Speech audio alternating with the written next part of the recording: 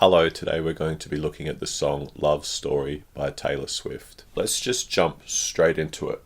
So you're going to have an intro at the beginning, which is a D major triad, and it's going to be a first inversion D major triad. So you've got your third note on the fourth fret of the fourth string, your fifth note on the second fret of the third string, and your root note on the third fret of the second string, and you're going to go.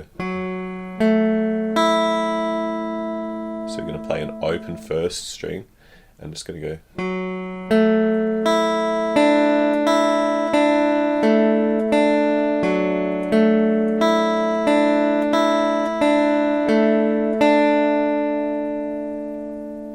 So you play that twice on that chord. Then you're going to do the same picking pattern, but we're going to do this on a sus4 chord. And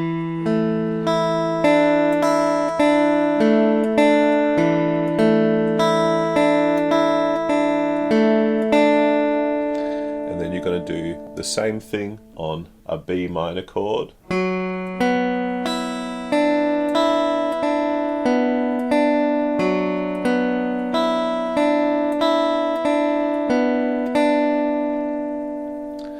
And then a G sus2 chord.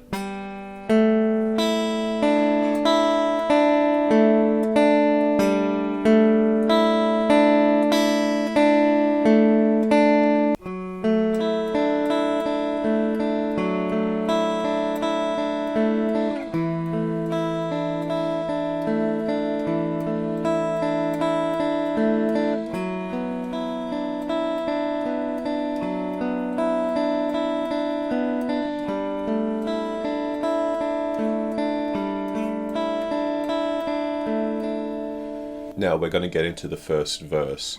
So the first verse starts with a D on A chord. So A is the fifth note of a D chord. And it's going to start with a major 7 because that's where the melody note is right at the start. And the melody is going to go.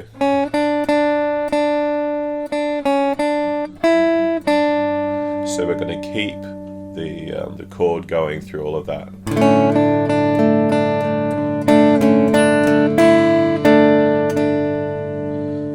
Then we're going to change to an A chord, and the melody is pretty similar. So for this part,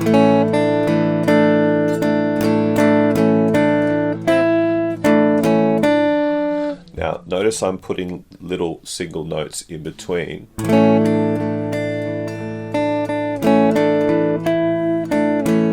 Now those little rhythm notes that I'm putting in between the melody notes, they have to be quieter. So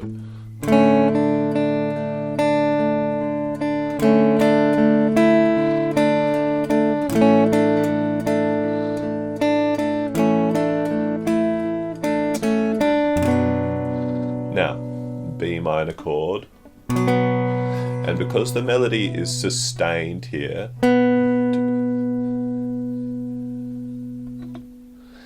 you don't want to just sit on that chord if you're playing a rhythm part. So what I'm going to do is I'm going to reintroduce that intro sound.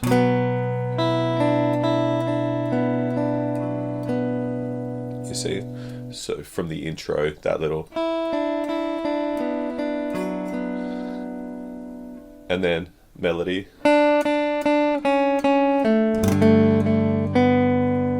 And that goes into, I'm going to say a G add 9. I'm not actually putting the third in it, so what I'm playing is actually G sus2. But if I was going to play it fully, I'd say G add 9. And then the next verse is kind of the same. Then you go into this pre-chorus bit that sort of builds up, so you want to go quietly.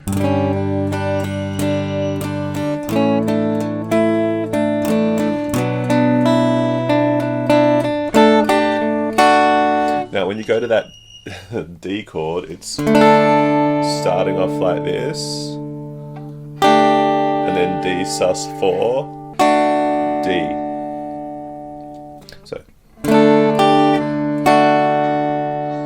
And then you're going to go.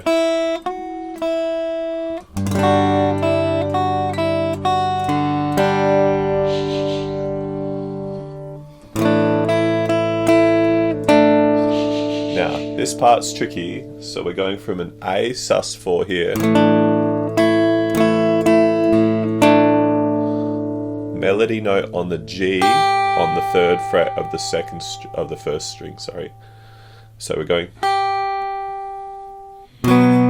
then B power chord, then into a B minor bar chord. So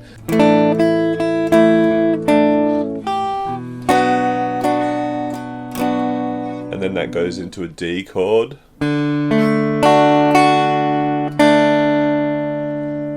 Now we get into the chorus. When the melody note's here, that means that's the top note in the chord that I'm going to play.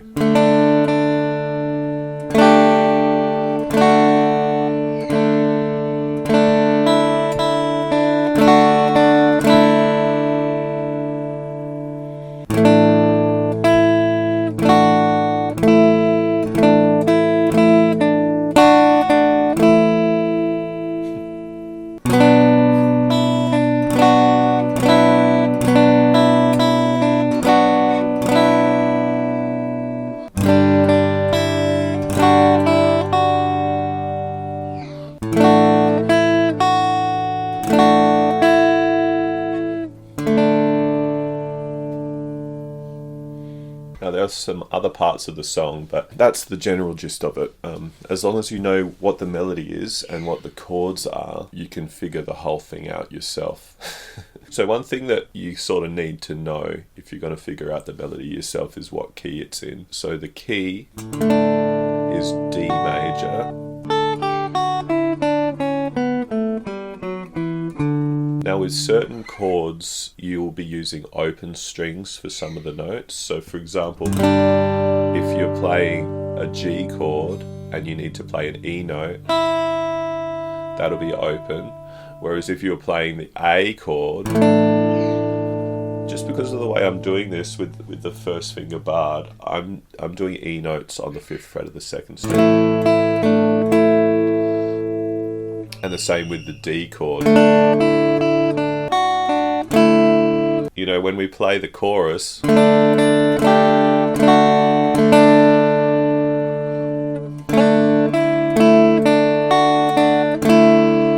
know, E note is on the 5th fret of the 2nd string. Same with the A chord.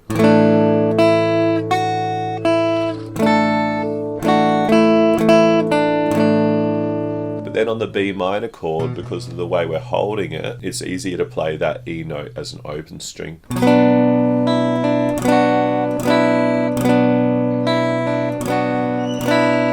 The same with the G chord. And then when you go back to the A chord.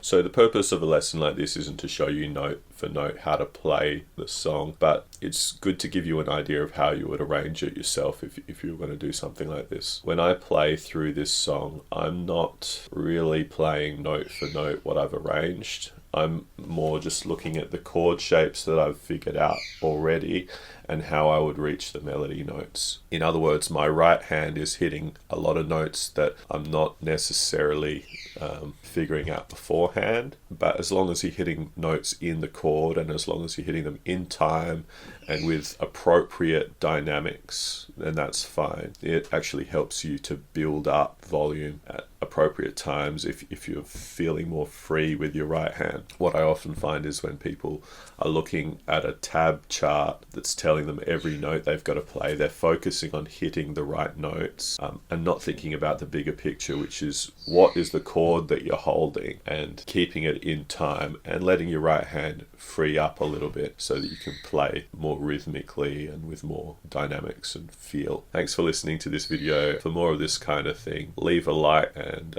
comment if you feel like it, and don't forget to subscribe. Thank you.